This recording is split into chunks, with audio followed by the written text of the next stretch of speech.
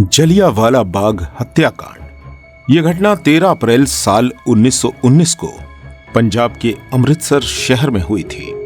इस हत्याकांड में कुछ ऐसा हुआ था जिसे सुनकर आज भी हमारा दिल दहल जाता है। इस दिन ब्रिटिश सैनिकों ने भारतीय नागरिकों पर अंधाधुंध गोलियां चलाकर उनकी हत्या कर दी थी। ये एक ऐसी घटना थी जो गोरे अंग्रेजों के काले दिलों का परिचय देती है। इस दिन ब्रिटिश ऑफिसर जनरल डायर के एक ऑर्डर पर कई भारतीय नागरिकों की हत्या कर दी गई थी। तो चलिए जानते हैं आखिर यह हत्याकांड क्यों करवाया गया था और इस हत्याकांड को करवाने वाले ब्रिटिश ऑफिसर जनरल डायर के साथ बाद में क्या हुआ। जलियांवाला बाग हत्याकांड की शुरुआत उस समय में हुई थी जब अंग्रेजों ने रोलेट एक्ट जारी किया। अंग्रेजों के इस एक्ट को पास करने के बाद देश भर में सभी भारतवासी इसके विरोध के लिए सामने आए। यह दिन था 10 अप्रैल साल 1919 का, जब भारतवासी बहुत जोर शोर से रोलेट एक्ट का विरोध कर रहे थे और इस एक्ट का विरोध करने वाले दो मुख्य नेताओं को अंग्रेजों ने गिरफ्तार कर लिया था। इन दो नेताओं के नाम थे डॉक्टर सैफुद्दीन किचलू और डॉक्टर सत्यपाल। भारतवासी इस एक्ट को उस समय काला कानून कह रहे थे। इस एक्ट के विरोध में महात्मा गांधी भी सामने आए। जब यह एक्ट जारी हुआ तो इसका विरोध पूरे देश भर में होने लगा। अब हम ये भी जान लेते कि आखिर ये रोलेट एक्ट क्या था। यह अंग्रेजों द्वारा लागू किया गया एक कानून था जिसके मुताबिक अंग्रेज बिना किसी जांच पड़ताल के किसी भी भारतीय को गिरफ्तार कर सकते थे, जेल में डाल सकते थे, यहां तक कि गोली भी मार सकते थे।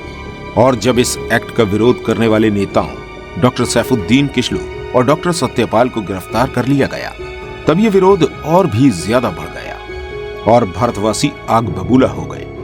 जनता का गुस्सा चरम पर था और इस वजह से भारतीय नागरिकों ने जलियांवाला बाग में एक बड़ी सभा करने का निर्णय लिया। यह सभा 13 अप्रैल साल 1919 के दिन सुबह के वक्त होने वाली थी और सभी लोगों को जलियांवाला बाग में इकट्ठा होने के लिए कहा गया ताकि सभी मिलकर इस एक्ट का विरोध कर सके और अपने दो नेताओं को भी छुड़वा सके।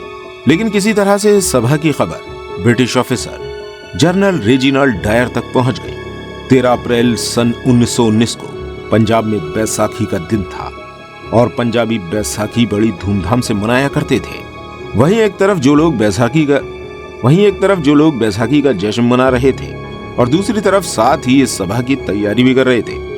लेकिन जनरल डायर ने पहले से ही कुछ ऐसा करने का निर्णय ले लिया था जो शायद किसी भारतीय ने सोचा भी नहीं होगा। जनरल डायर 12 अप्रैल के दिन बहुत बड़ी संख्या में सैनिकों को बुलाकर अपनी तरफ से इस विरोध को रोकने की पूरी तैयारी करता है। और फिर दिन आया 13 अप्रैल का। सुबह का समय था। लोग एक दूसरे से मिलकर बैसाखी की बधाई दे रहे थे और जश्न का माहौल था। इसके बाद लगभग 25,000 लोग जलियांवाला बाग में सभा के लिए इकट्ठे हुए और उधर दूसरी तरफ जनरल डायर भी अपने सैनिकों को लेकर जलियांवाला बाग की तरफ जाने लगा। हम आपको बता दें कि इस बाग के अंदर घुसने का सिर्फ एक ही रास्ता था।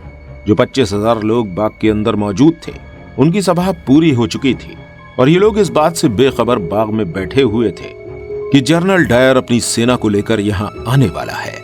थोड़ी ही देर में जनरल डायर अपने सभी सैनिकों को लेकर बाग के अंदर आता है और इस बाग के गेट पर तोप खड़ी कर देता है, जिससे इस बाग का दरवाजा बंद हो गया और अपने सभी सैनिकों को पोजीशन लेने के लिए कहता है। और जैसे ही जनरल डायर के सैनिकों ने पोजीशन ले ली, जनरल डायर ने अपने सैनिकों को गोली चलाने का आदेश दे दिया। और इस आदेश से पहले जनरल डायर ने यहाँ मौजूद लोगों को ना तो कोई चेतावनी दी और ना कुछ कहा, बस सीधा लोगों पर गोलियां चलवाना शुरू कर दी। जनरल डायर के ये आदेश देते ही सभी सैनिकों ने गोलियां चलाना शुरू कर दी। यहाँ आने वाले सैनिकों की संख्या को देखकर पता चल रहा था कि जनरल डायर पहले से ही इस हत्याकांड को करवाने के लिए आया था। यहाँ आए सैनिकों के पास तोपें और 50 राइफल्स थी। इन सैनिकों ने इन राइफल्स से 10 मिनट के अंदर लगभग 1600 फायर कर दिए।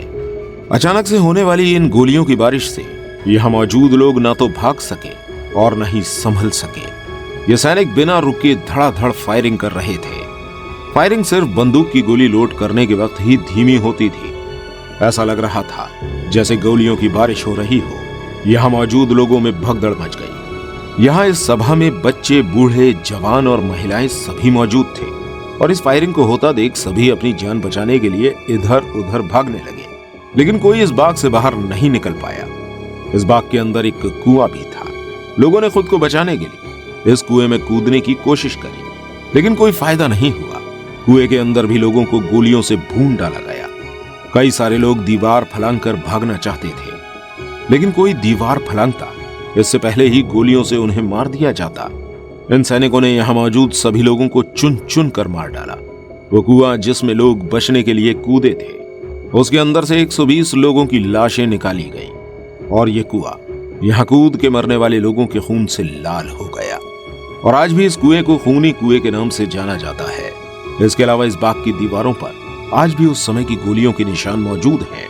लगभग 10 मिनट तक होने वाली इस गोलियों की बारिश के बाद जनरल डायर हंसता हुआ यहां से बाहर निकलता है। इसके अलावा यहां से जाने के बाद रास्ते में जनरल डायर को सड़कों पर जो भी भारतीय दिखा, जनरल डायर ने उसे भी गोली से मरवा दिया। जनरल डायर का जुल्म यहीं खत्म नहीं होता। जो लोग मारे गए थे, जनरल डायर ने उन्हें रस्सियों से बांधकर अपने तोपों के जरिए इधर से उधर घसीटा। जब यह हत्याकांड हुआ, इसके बाद अंग्रेज सरकार ने यहां मरने वाले लोगों का आंकड़ा लगवाया। अंग्रेज सरकार का कहना था कि इस हत्याकांड में मरने वाले लोगों की संख्या 390 के लगभग थी, लेकिन ऐसा नहीं था। इस हत्याकांड में मरने वाले लोगों की संख्या हजारों में थी। इस भयंकर हत्याकांड के बाद पूरा देश हिलकर रह गया था। पूरे देश में इस घटना की निंदा हो रही थी और इस घटना की जांच का जिम्मा माइकल ओ डायर को दिया गया। जब ब्रिटिश सरकार ने जनरल डायर से इस घटना को करवाने की वजह पूछी, तो जनरल डायर ने बताया, यह करना मेरी मजबूरी थी और मैंने अपने कर्तव्य का पालन किया। अगर मैंने गोलियां नहीं चलवाई होती तो यहां मौजूद भीड़ मुझे भी मार देती। माइकल ओ डायर, जो इस हत्याकांड की जांच कर रहा था, वो जनरल डायर के इस जवाब से संतुष्ट हो गया और उसने जनरल डायर का समर्थन किया। और इसके बाद इस मामले की जांच लाहौर के हंटर कमीशन ने करी और यहां भी जनरल डायर को सही बताया गया और इस हत्याकांड के लिए जनरल डायर को प्रमोशन दिया गया। लेकिन ब्रिटिश सरकार ने जनरल डायर को इंडिया से जाने के लिए कह दिया और साथ ही यह भी कहा कि वो अब दोबारा कभी भी भारत नहीं आएगा। जनरल डायर को अब ब्रिटेन में रहकर ही सर्विस करनी होगी। इस हत्याकांड में जिन लोगों के ऊपर गोलियां बरसाई गई, उसमें सरदार उधम सिंह भी मौजूद थे, लेकिन खुशकिस्मती से सरदार उधम सिंह इतनी गोलियां चलने के बाद भी जिंदा बच गए। लेकिन इस हत्याकांड के बाद सरदार उधम सिंह कसम खा चुके थे कि वो इस घटना का बदला जरूर लेंगे। लेकिन इस हत्याकांड को करवाने वाले ब्रिटिश ऑफिसर जनरल डायर की सन 1927 में एक बीमारी की वजह से मौत हो गई। लेकिन इस मामले की जांच करने वाला और जनरल डायर का समर्थन करने वाला माइकल ओ डायर अभी भी जिंदा था और उधम सिंह प्रतिशोध की आग में जल रहे थे, जो इस घटना का किसी भी तरह से बदला लेना चाहते थे। उधम सिंह एक गरीब परिवार से थे और उन्होंने जिंदा बचकर गदर पार्टी को ज्वाइन कर लिया। उधम सिंह के घर में कोई नहीं था। उनके माता पिता का पहले ही देहांत हो चुका था और वो बिल्कुल अकेले थे और अब उनकी जिंदगी का सिर्फ एक ही लक्ष्य था, वो ये कि माइकल ओ डायर को मारना, जो इस वक्त लंदन में रह रहा था। जैसे ही उधम सिंह को पता चला कि माइकल ओ डायर लंदन में रह रहा है, उधम सिंह ने लंदन जाने का फैसला किया और लंदन जाने के लिए उन्होंने पहले बढ़ई का काम किया और कुछ पैसे इकट्ठे किए। इन पैसों से वो अमेरिका पहुंच गए और अमेरिका पहुंचकर वो लंदन पहुंचे। लंदन जाकर उन्होंने एक रेस्टोरेंट में काम करना शुरू किया और रेस्टोरेंट में काम करने से उन्हें जो पैसे मिले, उन्होंने उन पैसों से एक पिस्टल भी खरीदी। इतना कुछ करने में उधम सिंह को 21 साल का समय लगा और आखिरकार वो दिन भी आ गया जब उधम सिंह अपने मकसद में कामयाब होने वाले थे। यह समय था साल 1940 का, जब लंदन के एक हॉल में ईस्ट इंडिया एसोसिएशन और रॉयल सेंट्रल एशिया सोसाइटी की मीटिंग होनी थी और इस मीटिंग में माइकल ओ डायर भी पहुंचा था। उधम सिंह यहां एक किताब के अंदर बंदूक को छुपा कर ले गए। उन्होंने किताब के पन्नों को कुछ बंदूक की आकृति को काटा और उसके अंदर अपनी पिस्तौल छुपा दी और इस बंदूक को लेकर वो इस जगह पहुंच गए। यहां पहुंचकर उधम सिंह बस माइकल ओ डायर के आने का इंतजार कर रहे थे। जैसे ही माइकल ओ डायर स्टेज पर आया, उधम सिंह ने 3 गोलियां उसके सीने में मार दी और उसे मौत के घाट उतारकर हत्याकांड का बदला ले लिया। माइकल ओ डायर के मरने के बाद उधम सिंह वहां से भागे नहीं, बल्कि वहीं खड़े रहे और उन्होंने सीना तान के कहा कि आज मैंने जलियांवाला बाग हत्याकांड का बदला ले लिया। इसके बाद उधम सिंह को यहां गिरफ्तार कर लिया गया और 31 जुलाई साल 1940 के दिन शहीद उधम सिंह को इस जुर्म में फांसी दे दी गई, दोस्तों, हमारे कई वीर जवानों ने अपनी जान देकर हमें और हमारे देश को आजाद करवाया है। इसलिए हमारी भी जिम्मेदारी बनती है कि एक अच्छा नागरिक बनकर हमेशा अपने देश के सम्मान के लिए जिंदा रहें।